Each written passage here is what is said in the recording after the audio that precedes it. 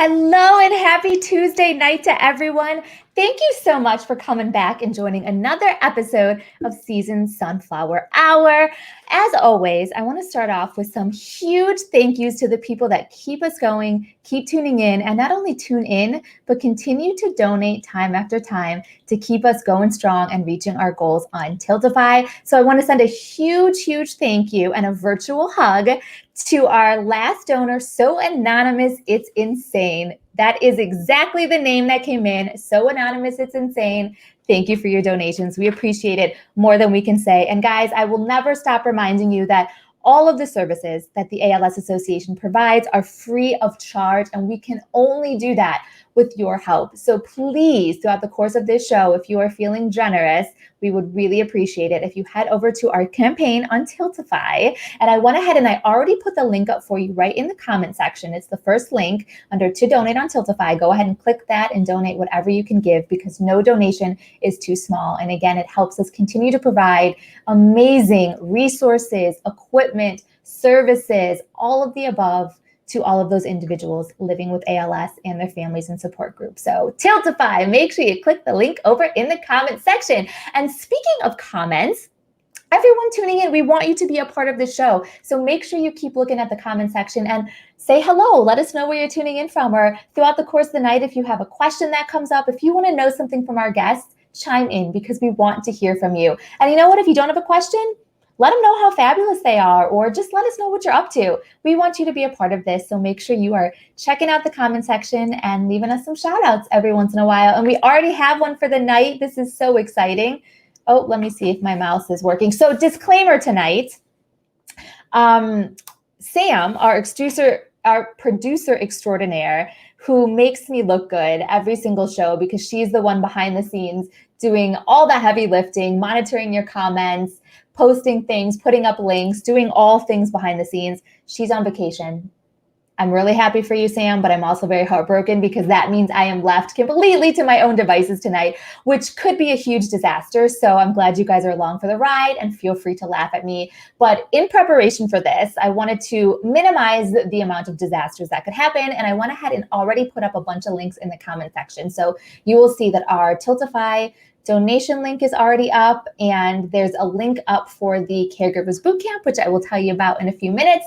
And also, if you want to join our Sunflower Strong team, that link is already up in the comments also. Let's see who's checking us out already. Cavnice69, hello. Thank you for tuning in. Everyone else, jump on in here and let us know who you are, where you are, and what you are up to tonight, besides watching our fabulous show. So like I said, real quick, I want to throw out one quick plug before we get into our fabulous array of guests tonight. I was mentioning the Caregivers Bootcamp. So that is coming up on August 7th. Again, it is completely free of charge, and it is all virtual. So you can do it from the comfort of your own home. So if you know anybody that is a caregiver for somebody that is battling ALS, this is a great recommendation for them.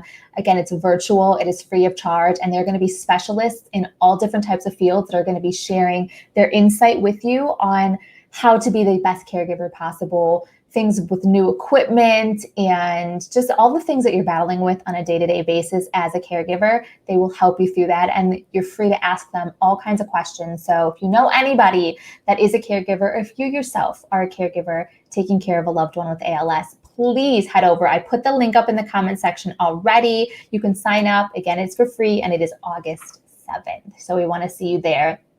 And the team week for the Walk to Defeat ALS. You guys know everything about this, I'm sure, because we've been talking about the walk so much over the past few episodes, but we still have 3 walks left, 3 walks in September, and I want you guys to be a part of it, hopefully on my team, because that link is also in the comment section. We want you to join Sunflower Strong, the show's team. But the team week is about to kick off on the 9th. So from August 9th through the 13th, we're going to be doing all kinds of really fun incentives. There's going to be prizes for signing up. And again, all that is free of charge as well. And you can find out more information on that on the ALS website at alsachicago.org. I did not put that link up, but it's easy enough for you guys to remember, alsachicago.org. So make sure you keep a watch out for that, August 9th through the 13th. And again, the link for our walk team is up, because we want you to be a part of it. I'm going to be hammering that into your heads all night long. So please join Sunflower Strong. We want you on our team. Okay. Now we got some of that housekeeping out of the way. Now it is time to get to the really, really, really exciting parts. Now, my first guest is one insanely driven woman. And from what I have already got to learn about her, I can honestly say that I'm pretty sure she got that from her father. Courtney's father, Brian, was diagnosed with ALS before she was even born. So she grew up getting to witness the strength and the courage of a true superhero, her dad. The apple does not fall far from the tree in this family. Courtney has devoted her adult life to ALS advocacy and fundraising. And in fact, she's already raised over $100,000. And there's no end in sight. This girl is just getting started. This superstar continues to make a difference in the world of ALS. And we are so thankful that she is. So please welcome to the show, Courtney Eklund. Hi, Courtney. Hi. Well, thanks for that intro. That was just amazing. Oh my gosh. Well, I think you're just amazing. So that was incredibly easy because every single word of it was completely true. I am so excited that I've got this opportunity to meet you, talk to you, get to know you a little better, and we're going to let the world in on how great you are. I know, and they're getting ready to know. So first off, though, before we even get started, I do want to give a huge shout out. I want to say hi to your dad, Brian. I hope that he is watching because this man is, I'm going to say it. He is an absolute miracle. He's a miracle. Is. Yes, because so ALS, for those of you watching, you've heard me say this before, ALS, after you've been diagnosed, it's typically a 2 to 5 year lifespan. And I hate even saying those words because it is awful. But your dad, Brian, he was diagnosed in 1988 on his 28th birthday. Guys, let that sink in. All of you that are out there that are over 28, think about that. He was diagnosed with ALS on his 28th birthday, and he is still going strong, battling ALS. Here we are 33 years later, and he is still just brighter than ever, still facing this head on. How's he doing? How is he doing with all of that now? I mean, he's doing great. He just views it as, one day at a time. He just likes to see himself, hey, I'm going to take every day one step at a time, and I'm not going to let this disease stop me from doing what I want to do. When the doctors told him 2 to 5, he had 2 young girls already, and they told him with my mom, like, you need to get your affairs in order. It's not going to be long.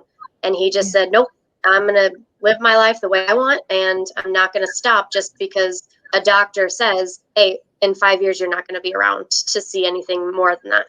So he just, he takes every day like the stubborn, bullheaded man he is. And I love that about him. See, superhero. He's a true, he's defined so much.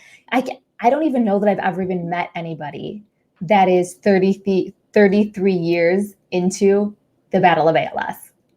From the research I've done and ever hearing about it, was the second man behind Stephen Hawking. So, he's doing phenomenal. He's living out his life. He's, not letting anything stop him. And he's really a true superhero. He is, seriously, miracle. He's a superhero and a miracle all wrapped up into just one awesome package. And okay, so I keep harping on this, but 33 years, this is a really big deal. So you said something to me when we were on the phone that I don't know why it just stuck with me, but you didn't know any different. Your whole life, this is how you knew your dad. He had it before you were born. So you grew up just knowing your dad with ALS. What was it like getting to witnessing this ALS battle your entire life? It was, I guess, again, for me, it was just so much different. I've always seen my dad, in a wheelchair. I've never seen him any different. And so when other kids kind of like looked at my dad funny or just thought things was weird, like, well, that's my dad. Like, that's the man he is. He's amazing the way that he is. Growing up, I've seen the progression, and that's been the hardest part. When we were kids, or when I was a kid, I remember I'd be able to load up his wheelchair, his manual one, by myself, and we'd get into the truck. He'd drive with his feet, I'd drive with my hands, and we'd go to McDonald's, and we'd do all sorts of adventures because he had that manual chair, and he was still, I was able to push him, and we could go do things. And this was when I was probably 8, 9 years old. We always were doing stuff together. Slowly, as time went on, he wasn't able to drive as easily. So then we progressed to, yeah, that's when I would drive with my hands. He would use his feet, because before he could turn, it would just be difficult. So when that slowly got worse, then we switched to an electric chair. We had the battery, the old school one that was so heavy, and I remember thinking like, oh my gosh, I feel like that's what made me so strong and tough. We wanted to go to the movies. I'd have to be strong enough to lift that battery up onto the truck. But by golly, when we wanted to go somewhere, Dad and I were going. That was the thing. And just, I've seen the progression from basically, watching the transition between wheelchairs is how I always knew, hey, things are getting a little tougher all of a sudden. And, it just got a little harder and harder. But I mean, he did phenomenal. I mean, he's still doing phenomenal, even though, things got harder for him and his speech got a little harder and his muscles got a little weaker. I mean, still never stops my dad. Anywhere we went, there'd be ropes that say no passing. And my dad's like, nope, I'm going to go where I want to go. Like, if that's where my family is, I'm going there. And so nothing ever stops my dad. Like, he's very stubborn, and that's definitely where I get it from. I love it. You know what? I think it's the best. I think it's an underrated quality. I think stubbornness is absolutely incredible. Yeah, it really is stubborn determination. And I think that's what's always inspired me. I mean, my dad's not letting anything stop him. So what is there that's going to stop me? I mean, I'm healthy, I'm capable. I need to do everything I possibly can to help those that need me, especially like my dad. It's true. And you kind of beat me to the punch, because I was going to ask you, how's your dad inspired you? But I mean, right there you have it. Yeah, he's an amazing man, just and never gives up. He's a great family man. He's a firm believer. And again, he's just like, I'm not going to live my life based off letting this disease stop me from doing what I want. Yes, it's put a damper on some things, but I'm still going to make the best of it. And that's just been the most amazing attitude to have. And you know what? And I feel like that attitude is so infectious. You can't be around somebody like that. You can't be around your dad and just not feel that energy and just let that seep into you and just have that same outlook on life. It's so special. Yeah, it really is. And I always he always kind of taught me, your attitude determines your altitude. If you've got a great attitude about things, you can go very far. If you're going to gloom and doom and feel bad for yourself, then things aren't going to be very easy in life. And that's just kind of what's really helped me, drive and aspire to achieve as much as I can while I can. Okay. And you bring up another great thing. Speaking of achieving, because that is exactly what you have done. And I love this story too. So at 20 years old, okay, well, I think back at 20 years old, because I was not in this mindset, but at 20 years old, you decided that you wanted to start a charity. You wanted to do something to make a difference in the world of ALS and to give back. So you did. You started a fundraiser, and here we are 9 years later, and you are still going strong. And even beyond that, not even just going strong, every single year, it keeps getting bigger and better and bigger and better. Tell me about this. Tell me about this fundraiser. So it's, I think back, when I was 20, I'd moved away to Iowa, and I think I just started really missing. I was like, I really miss my family. And I remember talking to my dad on the phone. I'm like, I need to be doing more with what I have right now. And so I was like, I'm going to go ahead, and I really just wanted to start something. And I remember the day I had my cool binder, and I sat down with Dad, and I was like, hey, this is what I'm going to do. I was like, what do you think? And he just, he filled his eyes with tears. He's like, this is amazing. So excited. So we started a golf fundraiser out at the Oak Run Golf Course, because I used to work on a golf course. I was like, I know how to do these things. I can manage this. And we started this fundraiser, and it just took off. Our first year was good, but then the next year just got even better. And then from there, it just got better and better and better. Stories, we went on to the radio. We were at Paula Sands Live. We had articles in the newspaper.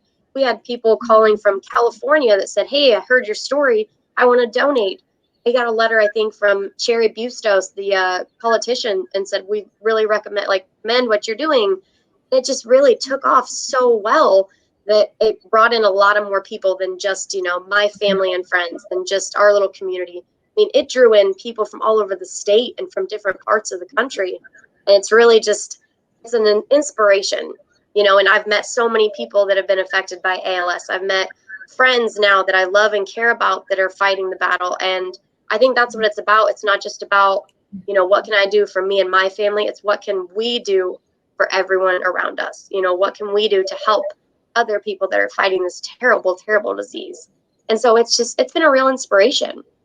And even you were just telling me too on the phone that you recently ran into somebody else who is diagnosed with ALS that you guys are going to be sort of helping with the next golf outing that you're putting on?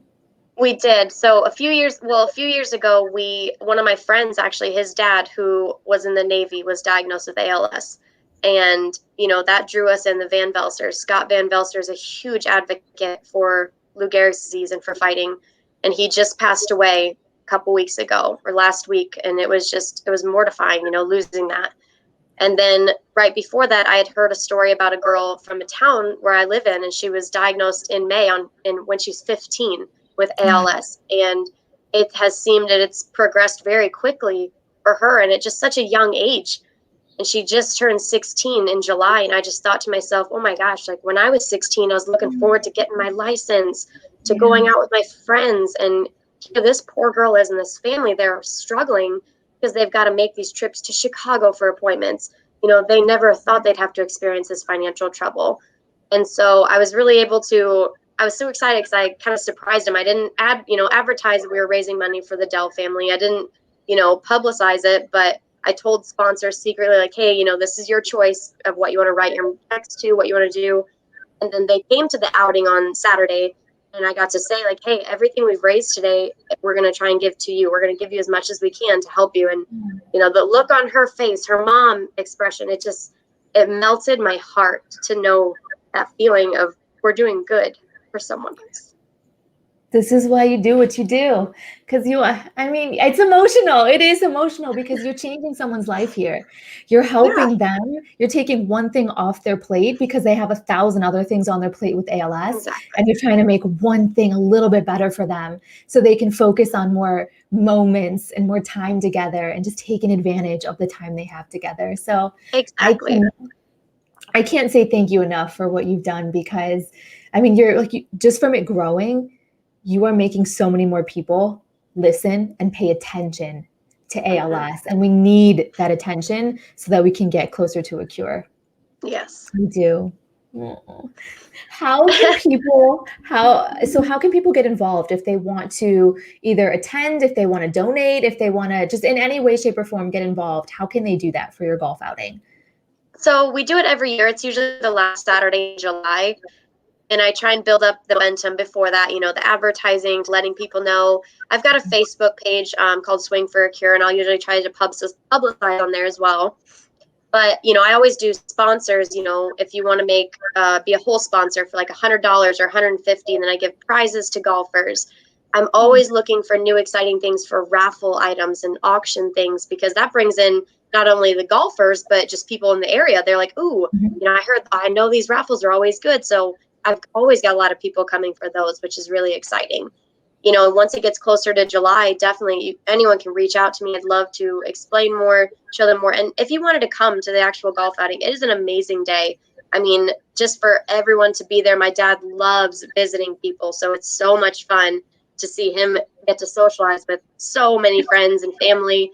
I've got a family member from Florida that just got to come up this year, and it was so amazing. He hasn't seen my dad in probably 5 years, and he just loved every minute of it. So just if you can come out, that'd be amazing. But if not, just feel free to contact me in any way.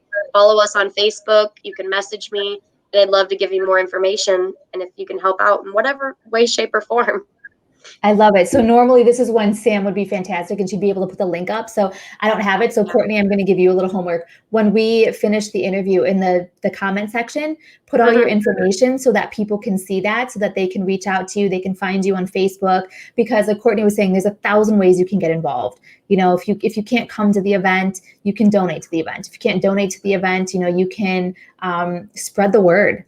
You can find a post and you can spread the word and let everybody know that this is happening. There are so many ways that you can help, little or big. We appreciate all of it because the money is all going to such a great cause. Everything that's raised, Courtney, correct me if I'm wrong here, but it's going between your dad. It's going to this amazing 15-year-old girl that is dealing with something that no one in general should have to deal with, but especially not a 15-year-old. And it's going to the chapter. It is going to so many great causes, all helping ALS. Very, very, very important. Speaking of, so the ALS Association, so you found your way to us, and I'm really happy you did. How did you find your way to us? And then what has the chapter meant to you and your family? My dad actually was the first one to have contact with the Chicago chapter. And so when I originally started this fundraiser, I was living in Iowa at the time. And so I had just contacted, that chapter and was like, hey, what do I do? I wasn't too sure. And then my dad told me, he's like, hey, I really want you to work with the Chicago chapter. He's like, they've been so good to me. They've done so much to help me. He's like, I'll give you this, he gave me, I think, Julie Sharp's information and Jessica's information. He's like, talk to these people. It's like, they've been so good to me. So as soon as I reached out to them, they've been nothing but supportive. They send me goodie boxes with little donation props that I can have for the golfers, bracelets, squishy balls, stickers, fun little things that I can do as promos and, gifts for those people. They help me print flyers because, man, printing flyers gets expensive. So I'll send them that stuff, and they send me hundreds of flyers so that I can pass them out, because if I pay for it on my own, it costs me quite a bit, and then I don't have as many flyers out there. But when they print it and send it to me, it helps a ton, so I can get the word out. They help share my stuff. They help get my team going up there when we do the walk. So they've really, really helped to advocate for us and for our cause, and just, to help us do what we can to benefit more for the entire chapter. I mean, we're a family. Seriously, I keep saying it, guys, but we are a family, and we will take care of you. And we are so happy that you are a part of our family. It stinks because I kind of wish you weren't sometimes. I wish you didn't have to be a part of this family, honestly, but Yeah. It is what it is. And we are really glad that you have just such a great spirit. And I want to meet your dad so bad, because he's a superhero, and just the funny stories you were telling me about him. Oh my gosh. My dad is hilarious. I mean, he is one of the funniest, most sarcastic people in the world too. That's what's funny about him, because he just makes jokes about everything. Like, he always says, he writes a speech every year for the golf outing and reads it to everyone. It's a big emotional moment, but he says, I had another year living with Lou, and it's going pretty good. And he just makes these funny jokes that, kind of lightens the humor. It's like he's trying to say, like, hey, don't feel bad for me, just, help me to help others. And that's what's amazing. And so he would love to be on the show sometime. I bet he'd get a real kick out of it and love to share his story more. It's going to happen, because the more and more we're talking, actually, we had a production meeting today, and it's happening. It is absolutely going to be happening. But I'm so excited to share his story, because I'll give you guys a little sneak of what's to come when her dad comes on the show. But this man, who has been battling ALS for 33 years, about I think 4 years ago, you told me, he started a produce farm, and he is out there farming and working. He is. He got that new track wheelchair, and he just loves it. I mean, he's hauling the wagon behind him. He's carrying putting the baskets, and they even got business cards now that have got, him on the little stick figures on his wheelchair, and they make scarecrows that they put out in front of him, and he's got his with the pumpkin chair and stuff. He just gets a kick out of it. He loves it. I mean, they really, really enjoy it. This is so exciting. I can't wait to have him on, and we get to talk about this. And you were saying that there's a whole sunflower maze, which is the theme of the show. So I am real excited. I want to make it out there someday and just get lost in a whole maze of sunflowers. It really is beautiful. Oh, those sunflowers, they just, they just brighten your soul. And I think that's why he loves them so much, Yes, because they remember him, like, help remind him of ALS and the chapter and all the great things they do. But just because it's just a warm feeling when you see a sunflower, it just makes you so happy. And so they've got a beautiful maze that brings in so many people that they love to get their pictures there and to take a little tour through it. So it's a really great sight to see. I love that. Well, how has ALS shaped the woman that you are today? Ooh, I know it's a big one. I guess, again, just, because I've had the chance to live with Lou, as my dad would say, and seeing my dad battle so hard, I guess it's just showing me, I don't want anything to ever stand in my way of helping others. And, I'm not going to let anything stop me from doing what I can to help those that are affected. If my dad hadn't had ALS, I'm not too sure I really would have known right away what it was. But then as soon as you live it and experience it, you want to do everything you can to help those that are fighting it, because it is a very vicious disease. And you don't want that kind of pain for anyone in the world. And it's just something that I really am determined to fight for. You're so right. And we're with you. I mean, we are so right there with you. I've met so many incredible people that feel the same way you do. And all of us, none of us are going to stop this fight until we find a cure. It's just not going to happen. We will find a cure. And speaking of that, I mean, like you said, you're living this. So what advice would you have to maybe somebody that's watching that has a loved one that has been diagnosed with ALS? What advice would you give them? And maybe what has helped you through the times that are really extremely tough? Because this is a tough disease. All the days aren't good. No, they can be very rough, but I would say just to live each day to the fullest, enjoy all of the moments that you get together. When things are great, just really take those moments in, enjoy that time you've got with your friends and family. If you need something, reach out and communicate with others, because it can feel kind of lonely sometimes, you feel isolated. Nobody really understands what you or your family's going through, but there's so many people out there that would love to help and to talk with you and just let you know that you're not alone. And that's kind of what is just an amazing feeling. It can be rough, but just reminding those people that you love, how much you care about them, and taking every day one step at a time, and knowing that and reminding yourself that you're not going to let this disease stop you from doing what you want and what's best for you and living your life. Oh, I just want to give you the biggest hug right now. Seriously, Courtney, I can't even tell you how thankful I am that you have come into my life now, because getting to talk to you, just getting to know you, you have this, everything you're saying about your dad, you have that spirit. I mean, it is so alive in you too. You are just such this ball of energy that just gets me so excited. It gives me the warm and fuzzies inside, because what you're doing is so huge. Seriously, what you're doing is so huge, and I can't thank you enough for it. So thank you for being such a warrior in this fight and shouting it from the rooftops and making people pay attention to this and helping everybody that you encounter. Thank you. Thank you for this. Is there anything you want to say before we take it out today? Anything you want to say to the Twitch world?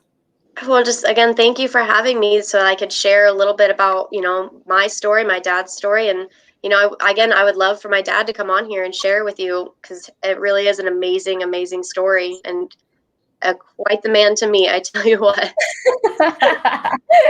Well, I can tell you one thing. He produced quite the woman as a daughter. So I can't even imagine how awesome this guy is. But he will be back. I can say that. Spoiler alert. I don't know the date of the show yet, but he will absolutely be on one of our shows. And Courtney, we're going to bring you back with him, because I want to chat.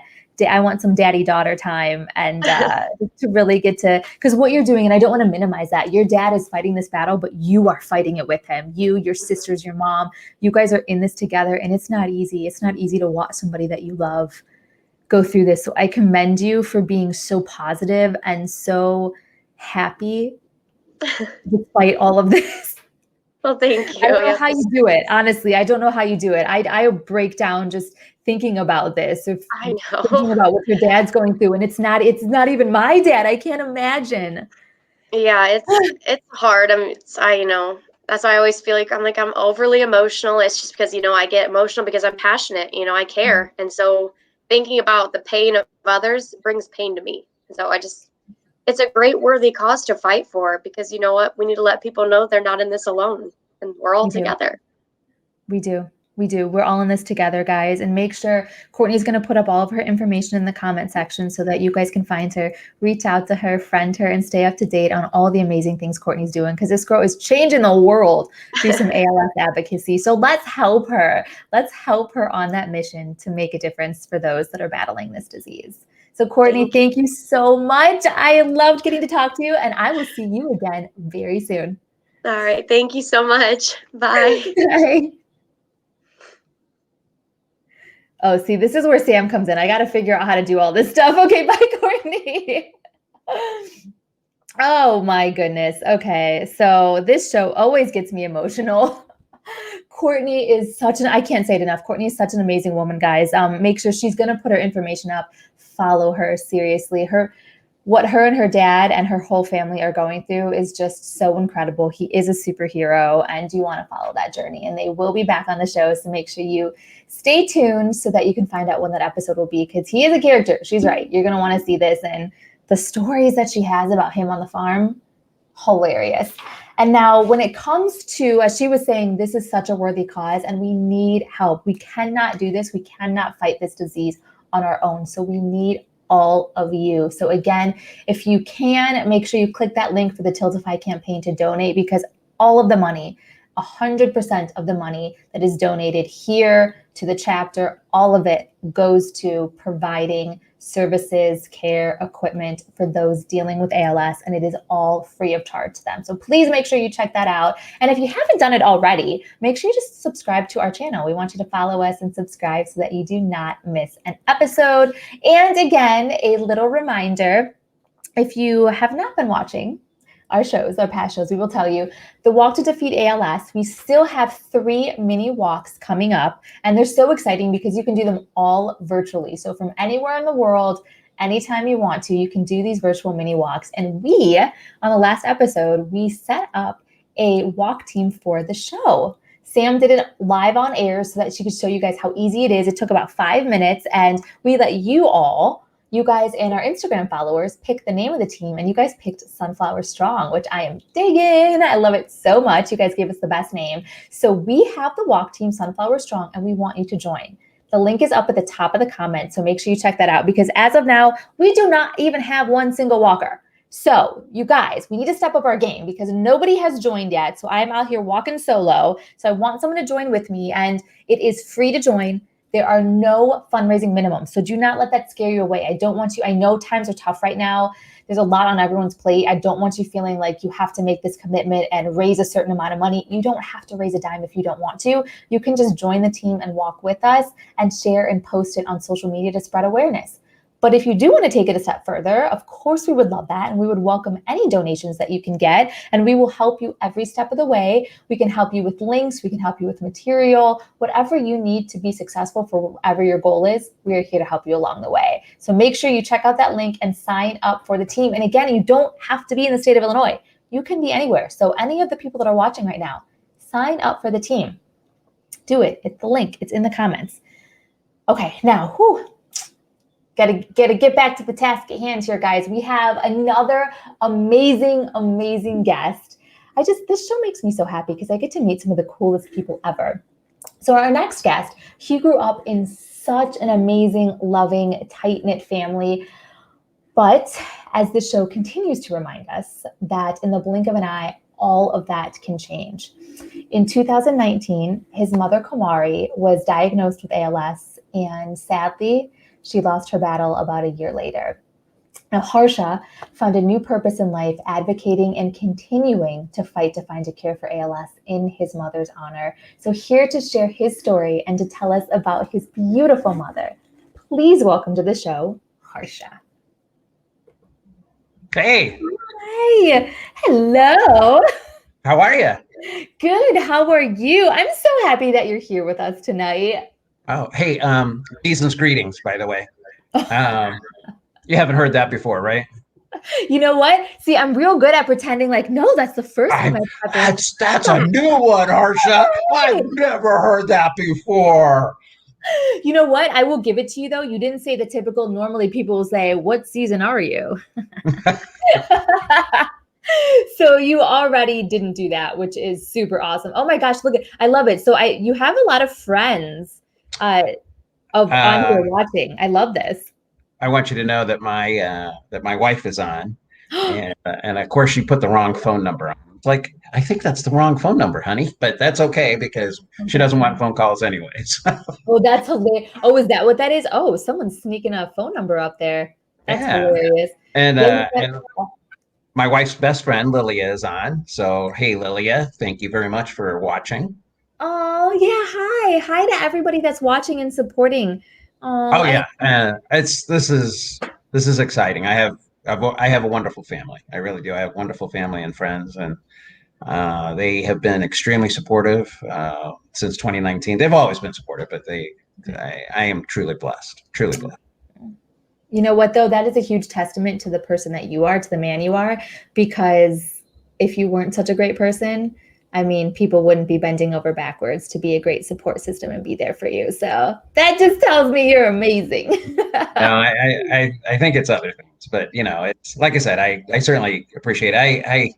I almost feel like I'm going to be a letdown because Courtney, what a story that Courtney table. I mean, that is amazing. That young girl I when I think of what I was like at 28, she is just amazing. See, Absolutely. I know. And then to have this desire and this passion at 20 years old and then to stick with it. I Mhm. love seeing this. I love people that have these goals and stick with them and to keep getting better and better every Oh year. yeah. This girl, and she's a farmer herself. So we didn't even say that in the interview. She's up at the crack of dawn. She's working all day long on her own farm, her and her husband, and still taking care of business and helping take care of her dad and get it all done and raise awareness. So, I mean, she's a superstar, but there is nobody else that we could possibly think of to pair on this show with her other than you because you are a superstar. I'm going to say it. I know you can't say it to toot your own horn, but I will say it. You are just as incredible as she is. So you guys make the perfect pairing of guests for tonight's show. I wish. I'll try to live up to Courtney's story, but she's an amazing woman. Oh, she sure Oh, is. hey, my mom's doctor, Sudha Muthakapali, is right there. Oh, Hello, this is. Sudha. She is wonderful. And Oh, I'll tell you what, Sudha is an amazing doctor, amazing doctor. So she's right there saying hello. So that's wonderful. oh, hello, Sudha. Thank you so much for tuning in. This is so exciting.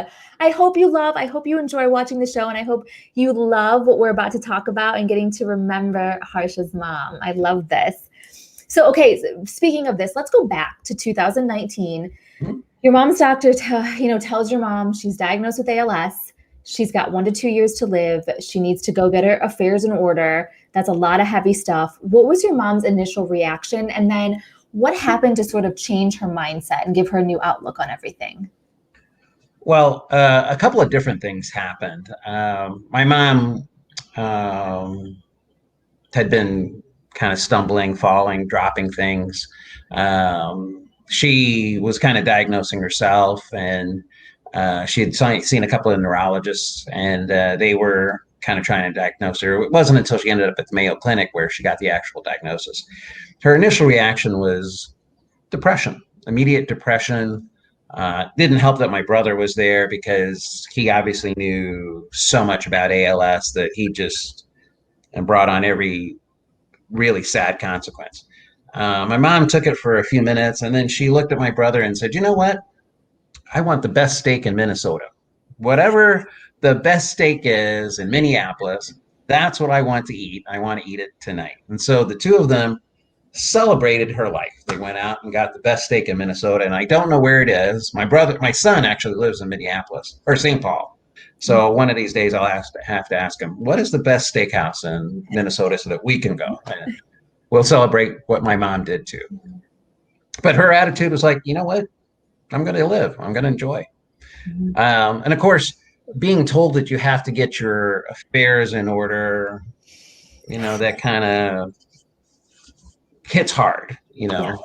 My mom put one foot in the grave, kind of. She called our family attorney. She started putting things in order. There was a lot of things that she was doing, and of course, me being who I am, I'm like, I don't think that this is actually the death sentence that you're saying it is. We've got to find out something that we can do, and we got in touch with the ALS Association in Chicago, and all of a sudden we get a phone call from Kelly, and Kelly tells us that no, you need to take that foot out of the grave because you can live and you can do things, and you have no reason to give up.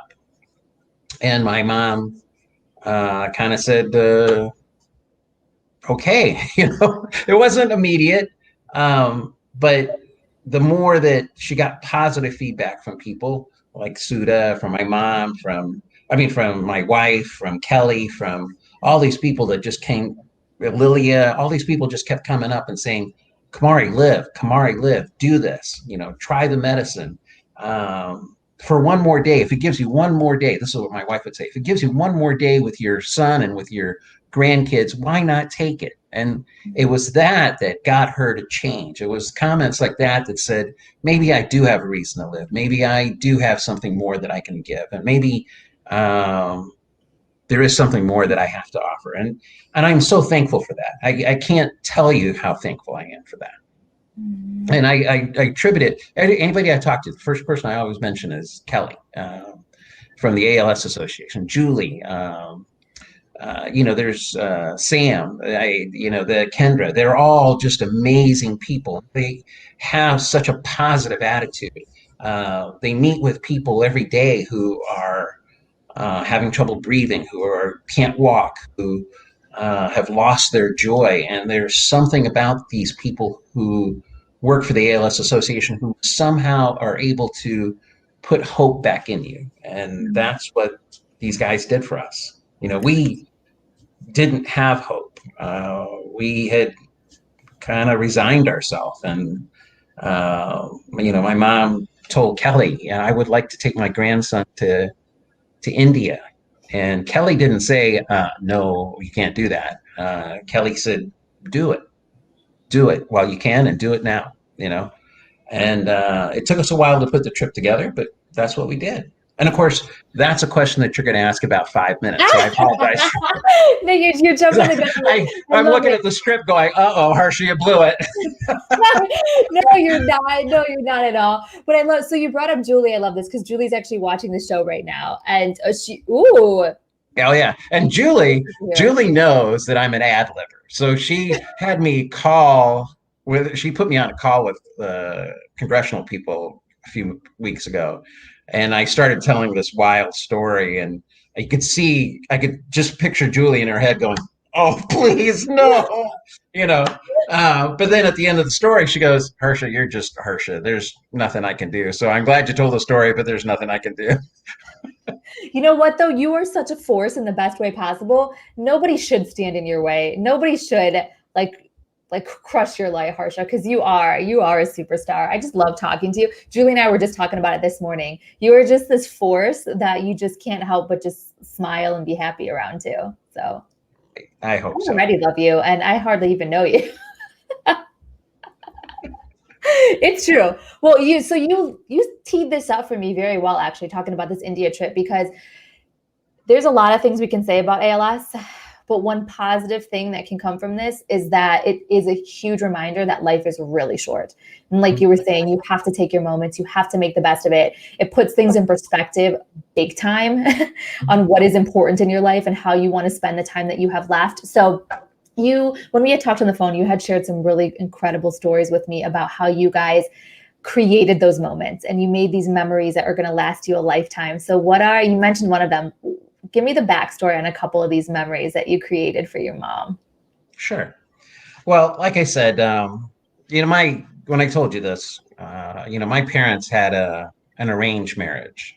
They were married for 53 years when my dad passed away. And my mom's dream was to always travel. She always wanted to travel. But anyway, the point of the arranged marriage thing was my father never said to my mom, hey, I love you, or hey, thank you for doing this, or whatever. Those moments didn't exist, and I still remember the first time I ever saw my mom kiss my dad, and I only saw my mom kiss my dad twice, and the first time was when he was going into surgery, and this was a few weeks before he passed away. He was going into surgery, and she, tenderly kissed him. And the day he passed away, I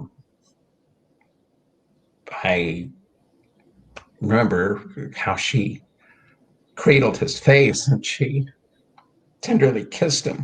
And those are the only two times that I've ever, seen that. But anyway, the point of the story is this. My dad would often forget my mom's birthday. He would come home and go, is it your mom's birthday? And I go, it's possible. I don't know. Okay. I mean, well, maybe we should take her out. Maybe we should, I don't know. But, in all the years that they were married, my dad never did anything special for my mom. So here she is, with this ALS diagnosis, and me being a party aficionado who loves to have a party, I said, you're turning 77, never had a birthday. it's 7-7. If we had two more sevens, you'd win a slot machine and we'd be millionaires. But we're going to make this the biggest birthday you've ever had. So we hired two rock bands to come to the house. Asked all our Indian friends to come. I asked all my friends to come, and we had this tremendous party. The first band was called One Foot In, and they played a bunch of Beatles songs for my mom. And they played Happy Birthday, the birthday song from the Beatles. Yeah. To see her dance to that song, even though she could barely move, she stood up, she applauded, she had her walker in front of her, and she just did what she could. And then we had a dollar dance for her, kind of like a wedding. Yeah. And my friends came up and they twirled her in her wheelchair and they put $1 for her, and all that money went to ALS. And it was just it was really incredible to have that. And we did it with both bands, and the other band was the Brat Pack, which is an 80s band. Because my mom liked, the 70s and 80s music, and they did a wonderful job. And to see my granddaughters on stage singing, Emma sang a song, and it was just so wonderful to see. And then Charlotte Ann got up on stage and played an air guitar, which was incredible. And she's that only is like my instrument of choice. yeah, she was 3 years old at the time, and I don't know where the wind thing was coming from, but they had when you look at the pictures, her hair is blowing in the breeze. I mean, she's looking like a real rock star at 3 years old. And my mom just sat there and enjoyed it. And the last thing we did that night was we lit off Chinese lanterns into the sky. And I made the comment that for every Chinese lantern that goes up, it's a wish that ALS would go away. And and that's what we did. And it was a beautiful, beautiful evening. It was a beautiful day. And the pictures from it just show the sheer joy in my mom's face. And to this day, the guy, the drummer, who's the 1 Foot In drummer, lives like four doors down from us. And he still tells me that he would have played that gig for free to watch my mom enjoy the birthday song. He would have.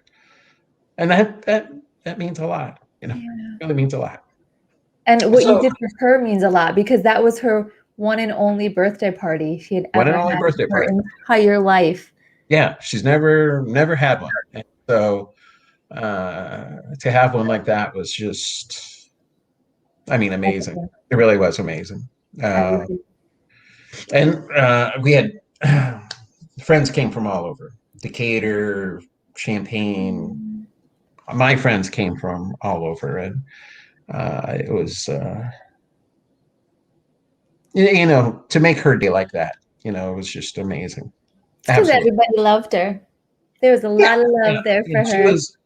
She was easy to love. In India too. I mean, you just were all about just living it up and giving the best moments ever. When my mom decided that she wanted to take my son to India, she wanted to go to India. I asked my wife, "Do you want to go?" And she said no. Which I get that, because India is a difficult country, and so I knew that I couldn't handle my mom by myself, because I wasn't prepared to do the things that my mom needed me to be able to do. So I asked my niece, Lauren, if she would come, but Lauren had a job and she couldn't go. And so my sister-in-law, Cindy, who is an amazing woman of herself, the whole Dietz, Pitlick family thing is just, they're all amazing. So anyway, my sister-in-law says, "Well, I'll go with you, Harsha." And so I said, "Do you understand what you're getting in for? Because I'm not going to change your diapers and you're going to have to." And she's like, no, we'll do it. We'll go, and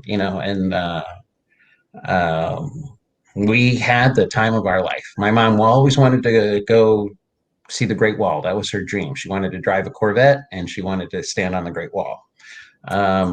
I didn't get her the Corvette, and I'm glad I didn't because she was not a very good driver to begin with.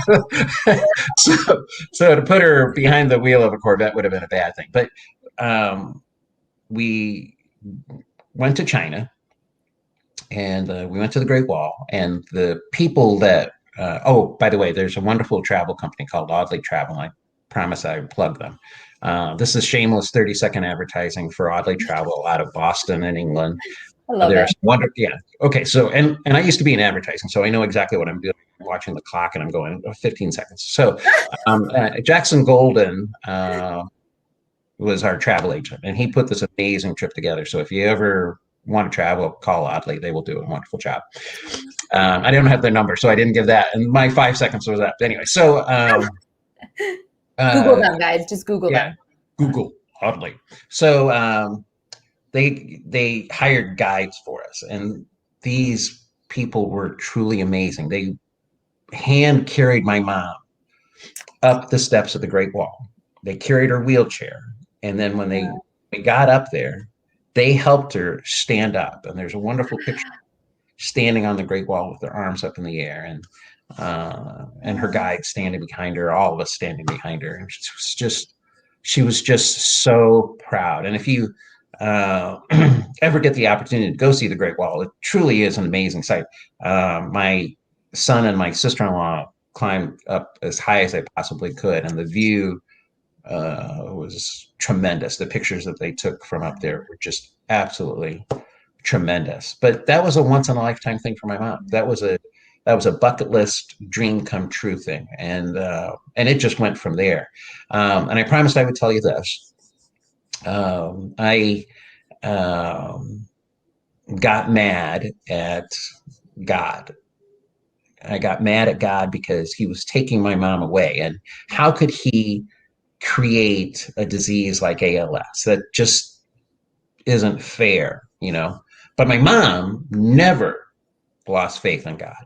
Never once did she say anything about it. So when we went to China, we didn't really see any religious things in China, but when we went to India, we just went to temple after temple after temple, and we ended up at this Buddhist temple in Dharamsala, which is at the base of the Himalayas. And that's actually where the Dalai Lama lives. Okay. And everywhere we went, monks, gurus were somehow attracted to my mom, and they would just come and they would give her blessings. And we had, out of the blue, we were in the airport at Dharamsala, and there was this guru who had long flowing hair and robes, and we had no idea who the guy was. And he looked at my mom, and he came over and he held her hand, and they put their foreheads up to each other. And he said a prayer for my mom. And I was looking at my sister-in-law, and I was flowing. Tears were just flowing, and tears were flowing from her too. I'm like, where did this even come from? And I said, my mom, you say something? Did something happen? And he said, no.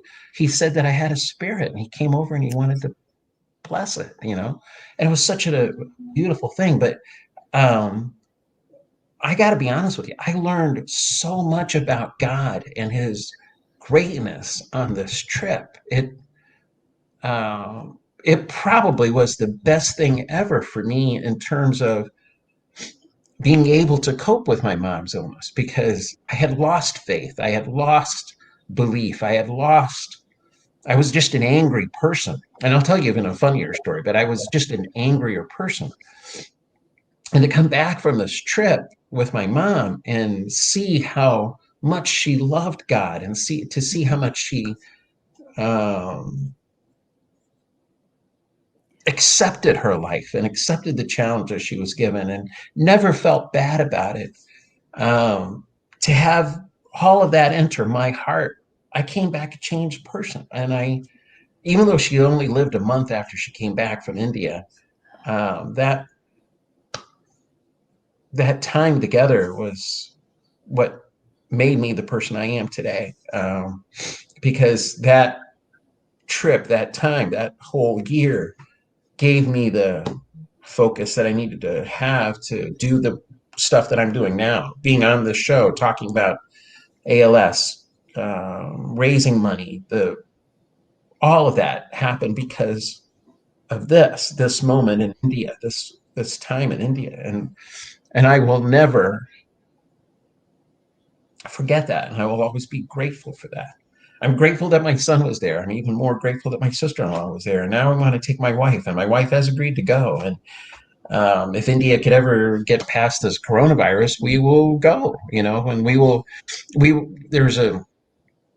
won't say it's not like a tremendously beautiful waterfall, but there's this wonderful waterfall that comes off of the Himalayan mountains. And my mom, we couldn't get her wheelchair all the way up there, so she couldn't really see it, but we came back and told her what it was like and things like that. And she looked at my son and she said, I think I'd like my ashes spread there. Because she's always been afraid of water. She was always afraid of water, and she was always afraid of drowning, but figured that if her ashes got spread here, they would just flow, and the river would flow, and she would just flow. Her ashes would flow, and she would see the world that she wanted to see by traveling from the waterfalls of the Himalayas. And so that's what I want to do to honor my mom. Is that a good story? That's a great story. Okay. So you want to hear the funny one now? Oh, yeah. Yes. Let's bring some humor into this. Okay. So, Whitney Parkhill, her mom passed away. Her mom, Paige, passed away from ALS several years before we came into the picture. And by the way, I just want you to know that I'm extremely competitive. And so I get really frustrated with Whitney because she always raises more money than me, and I'm getting kind of angry about it. And then, and so she's going to go down. One of these days, she's going to go down. So I'm just telling you. Mark our words. Okay? You're going down. Anyway, Whitney has been just a tremendously supportive person. She's a beautiful person outside and in. Anyway, I called her up one day and I said, how did you make it through this? And she said, Hersh, I saw a therapist, and I'm going to give you the number of this therapist. You and your mom should see the therapist. I said, fine, So I call up the therapist, and the therapist says, I'll make a house call, because my mom really couldn't travel at that point in time. So the therapist will come to our house. So the therapist comes to our house, and my mom and I are sitting there, and she starts talking to my mom, asking her questions. And the next thing you know, they're talking about making Indian food. Okay. And this therapist is asking my mom questions about Indian food.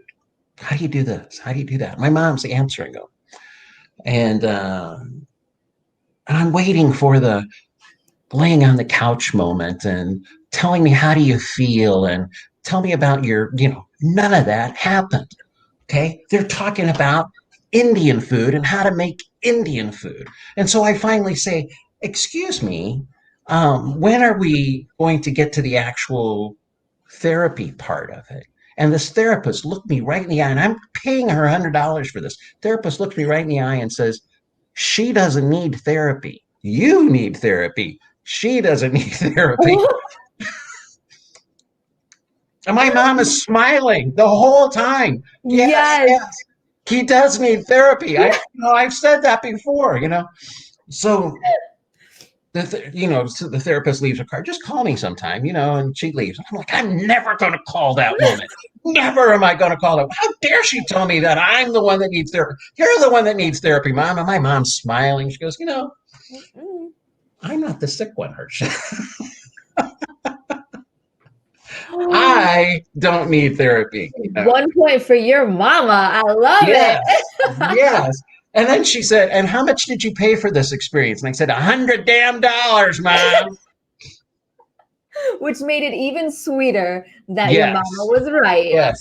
And she didn't offer to pick up the dime of that. You go with it. Because she didn't need it. You did. No.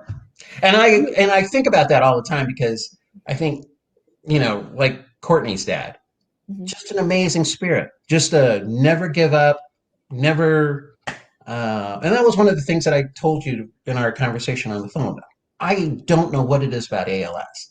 There's something about ALS, the people who actually get it, and it changes them. It makes them superheroes. It makes them accomplish something that they never pictured in the back of their mind that they could do. And the rest of us sit back and just are amazed by what they do. And that was my mom. She brought joy to people, even though she couldn't walk, she was losing the ability to talk, she was choking on her food. She couldn't use the restroom by herself. She lost her, in her words, she lost her dignity. And that was the thing that bothered her the most. Everything else she could handle. She just didn't like the fact that people had to help her use the bathroom, and that was her dignity moment. But Yeah. everything else about my mom, she just was an inspiration. Even though she didn't want to be an inspiration, she became an inspiration. And I think about people like Augie Niato, who started Augie's Quest, and they've raised millions of dollars for ALS. I think about John Andrasik, who wrote a song about Augie and raised money for ALS. I think about Mitch Albom, who wrote Tuesdays with Maury, because Maury Schwartz had ALS, and how that money was raised. You know, these people do little things that change the world, and that's what this is all about. And that's my mom. You know, she was just a little fire, a little spark, and in her world, she was nothing. She had two sons, and that was her little spark. But ALS made her into a bonfire. ALS made her into something that you could see from the heavens, and that I think is wonderful. And she put that inside of me. So now, hopefully, my little spark will be something. You know. That is the most beautiful. I mean, you are just so eloquent. That's the most beautiful way to look at it. And that is so dead on. That is so true. I've had the same experience with everybody that I've ever met with ALS. It's exactly what you just said. They are just this ball of just fire that can be seen from everywhere in the world. It's crazy. And you, so, okay, speaking of that, because your mom did, this ignited her and turned her into to a true superhero, but you too, because what we were saying with Courtney. Hang on for just a second. Are you looking at this comment? Kamari really enjoyed telling the therapist story. Oh, I sure am. I posted it already up there. Yes, Kamari really enjoyed telling the therapist story. It made me look bad. That's why she enjoyed it so much. She had her humor. She did. She enjoyed, and even Julie chimed in that she loves your mom. And she really loves that you're here, that you're doing this, and that you're honoring and sharing your mom's impactful life. I love that. Are we having fun, by the way? We are having I'm having fun. Are you having fun? I'm having a great time. I'm not sure that I'm supposed to, but I'm having a great time. Having fun? You better chime in and tell us. Are you having fun? Do you have any questions for Harsha? Because clearly he will answer anything. So throw it at him. But I want to talk about, so what we were saying, how it does light this fire in somebody, but not only the person battling ALS, but the people around them. So you told me on the phone, I want you to tell people about this, because I was really inspired by it, that this changed your life. This completely changed your life. It gave you this new purpose. So how did this all affect you? How did it turn you into the man that you are now, that's chatting with us tonight? Well, and again, it's really good to have a supportive wife and a phenomenal family. Susie and Cindy. Susie's my wife. Cindy's my sister-in-law. And I come home and I say, Susie, I want to do this. And the answer is always, you're out of your mind, but we'll make it happen. And the two of them get together, and somehow things are amazing. So you know that we've got a walk coming up September 25th. Okay. So the first walk we did was in 2019. And that was totally an amazing thing. You know, my wife got my mom a Wonder Woman outfit, and I've never seen my mom in tights, and I'm thankful that I never will again. It was horrible going swimming suit shopping with my mom. Okay, my mom decided that she was going to join the YMCA. This was before the ALS diagnosis, and she decided she was going to go buy a swimming suit. But she didn't tell me that she was going to go buy a swimming suit. We were buying running shoes for me, and we were at this sporting goods store, and all of a sudden she announces that she's buying a swimming suit. And I'm like, Girl needs a swimsuit.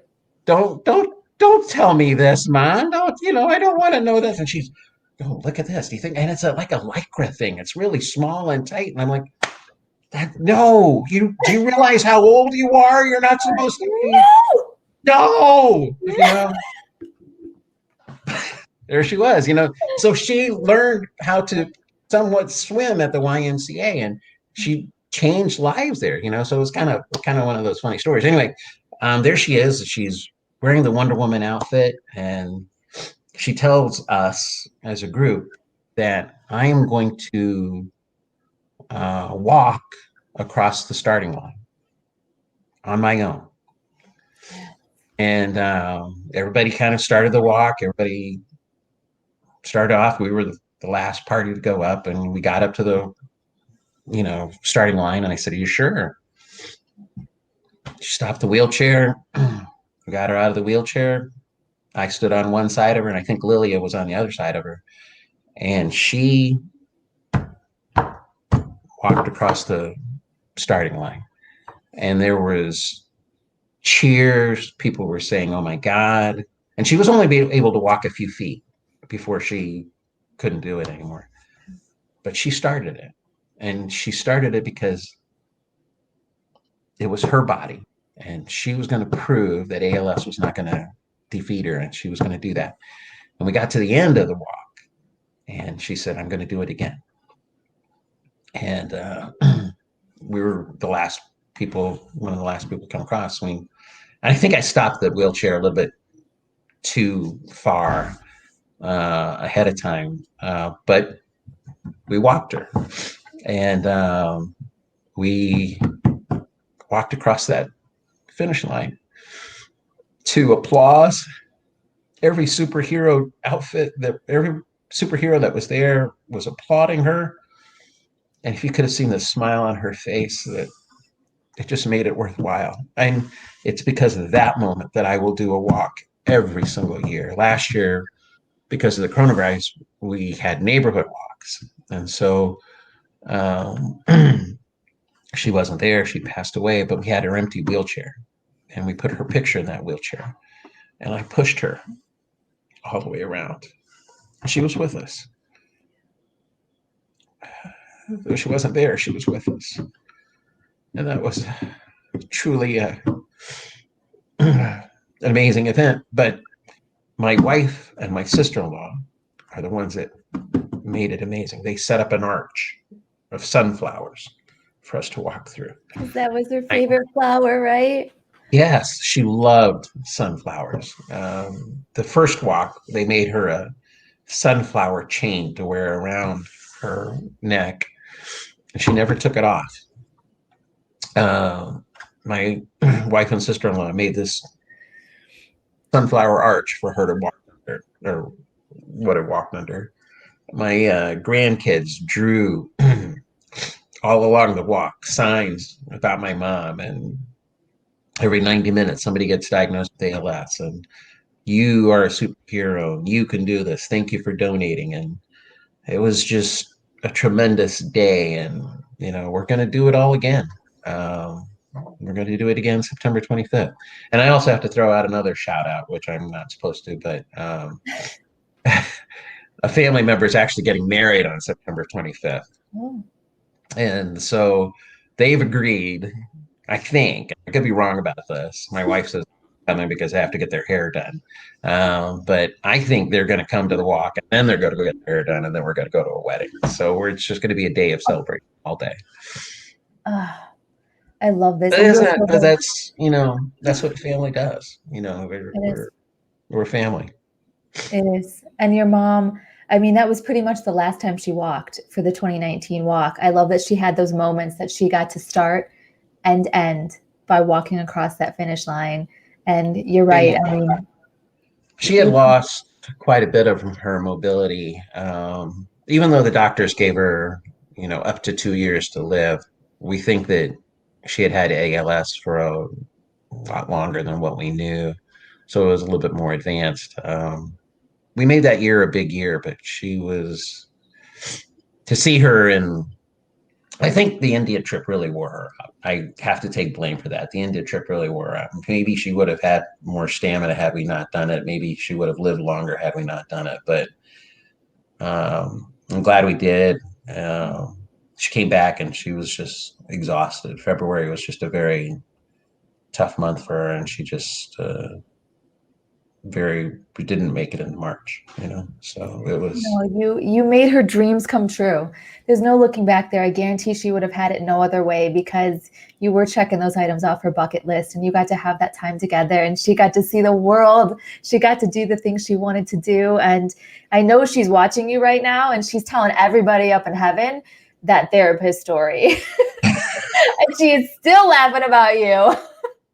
Yes. And and it's a true story. But it's embarrassing to have your mom tell you, I think you really do need a therapist. Mama intuition. Sometimes mamas just know these things, Yeah. I think it's a woman thing, though, to be honest with you. You know what? I say that all the time. I tell people that women just have this instinct, this intuition that's unexplainable. We have it. It's a real thing. Men need therapy. Yeah. Mm-hmm. Yeah, men need therapy. Women know okay. it. All right. Sexist comment of the evening. Right. No, we love everybody. Everyone. Time to cut them off. No, you know what, Harsha, I could talk to you all night long, because we just have so much fun together. And there's so many amazing stories like this that we didn't even get to talk about because we're out of time. Finish line, dear. Finish line. That's my wife saying, time to shut up now. I love it. No, she's so sweet. You know what? I love that all of your friends came out to support you tonight, because there have been so many great comments and people her doctor chiming in again about your mom's great spirit. I will tell you, there's a wonderful picture of my doctor's mom and my mom together, and it is an absolutely beautiful picture. She's actually my doctor too, but Suda sent it to us, and it's a picture that I treasure to this day. It's just a beautiful picture. Well, before we go, as we're leaving, your mom was this fireball of just amazingness, and she sparked this in you. She turned you into this new man with this new purpose, because like you said, you are not going to stop now either until you find a cure, and you're going to keep helping and keep shouting this from the rooftops as well. But what can our viewers do, the people that are watching this video, what can they do to honor your mom? What would your mom want them to do? My mom would want you to laugh. My mom would want you to find something to laugh about, and find something to believe in God about, and want you to have joy in your life. That's what my mom would do if you really want to honor my mom. And that's kind of simple. But I called Kelly one day, and I said, Kelly, I got to do something for ALS. And I came up with this idea called Coins for Kamari. My mom, my wife, made this jar and she put my mom's face on it, and we drop our coins in it. And then she told her 99-year-old aunt this story. And my 99-year-old aunt, my wife's 99-year-old aunt, put coins in a jar for my mom. We have this wonderful friend that owns El Toro, a Mexican restaurant in Danville. They wanted a jar for my mom, and they have a jar in this Mexican restaurant where they put coins in for my mom. And we're all just slowly raising money, just by dropping loose change in there for ALS. And Kelly said that it would be the next big ice bucket challenge. Well, it hasn't become that, but I'm talking about it now because I'm telling all my friends, listen, your loose change, you got nothing to do with it, drop it in a bucket for my mom. Coins for Kamari. I love and then that. September 25th, you call me up and drop all those coins off, and we'll give them to ALS, and it'll be Coins for Kamari. I love And it. that's something else. And then I asked my granddaughters. By the way, I'm too young to be a grandfather, but they are my granddaughters anyway. But anyway, so You are. You don't look a day over I'm 25. too young to be a grandfather. But I've asked my grandkids to pour a bucket of ice water on me to restart the ice bucket challenge. And so they're going to do it. And then I'm Yay. going to put this on YouTube, and then I'm going to challenge all my friends from high school. I've got their names. Ooh. If they're watching, Jeff Yaki, Steve Carricker, John Fenton, Mike Bora, Nick Haskett, Chantal, you guys are all going to do the ice bucket challenge for my mom, because All my of mom you. loved all of you. And you all came to my house. You all ate Indian food. So the least that you can do is have ice water poured on you. Okay. Sounds fair to me. Yeah, sounds fair to me. I love that. And you know what? There's so much power in intention. So just putting it out there, putting these intentions that the Coins for Kamari is going to grow and spawn into something bigger. I mean, we just need to put that out there and let the universe take it. You know, and again, like Courtney, she woke up one day and she said, let's do this golf thing. Well, I woke up one day and I don't know where this Coins for Kamari thing came from, but that's what it is. And, you know, it's always, what else can we do? It's not what have I done? What else can we do? What else needs to be done? You know, Kelly calls me up and says, hey, there's somebody that just got diagnosed with ALS. Can you give them an inspirational message? And I call them up and I talk to them about ALS. And I promise, I give them my phone number, and I promise, if you ever want something, just call me and I will be there. And you know, in the past few months, she's called me up twice and said, there's this patient that just got diagnosed, and there's this patient that just got diagnosed. It is amazing reaching out to people and giving them the hope that Kelly gave me. It's a pay it forward kind of thing. And I won't stop. I'm not going to stop. This is just my life goal. I love that. Like I Are we said, done? I mean, we are so far past the time. We're done. You know, it's because we were in the zone. We were having fun. But the point from this is, you said, you're not going to stop. I'm not going to stop. The ALS Association's not going to stop. And for your mom, guys, let's everybody just laugh. Let's enjoy life's moments. Let's laugh and enjoy life's moments. Yeah. And hug your loved ones so much closer for Kamari, for Courtney's dad, Brian, for all the people that are continuing to battle this and who are going to battle this. Let's just put some more love out in the world, and let's find a way to end this. Isn't that there's nothing better to say? Put some love out there. Put some love out there. It's true. You don't know what's going to happen next, so don't let that moment pass you by. Don't, absolutely not. And Harsha, you are a prime example of that, because you are living your life like that every single day and continuing to honor your mom. And I know she would be so proud. I am so happy that we got to talk with you tonight. This is just the tip of the iceberg, but yeah, we're going to let people get back to their nights, but thank you so much. And I will hopefully talk to you. I hope I get to see you in person sometime real soon. I hope so too. It's been a pleasure. Thank you so much for asking me to be here. And thank you for the opportunity to talk about my mom. I love it. Every chance you can get, you keep spreading that word, because your mom's an amazing superhero. I love hearing about her. Have a great night. You too. Bye. Oh, you guys, thanks for sticking with us. I know we went a little bit over time, but sometimes these stories just get so incredible, so impactful that we just have to share them. So thank you guys for staying on this journey with us tonight. And seriously, for, let's keep everybody that you love so close to your heart, love on them a little bit more. And like we were talking about, like Harsha was saying for his mom, let's just laugh, let's just spread joy, and let's just keep putting that positivity out there. And together, we can do this. We can put an end to ALS with your help. So thank you guys again. And until the next time, we will see you back here for our next show in August. And until then, guys, be bright and shine your light. Have a good one.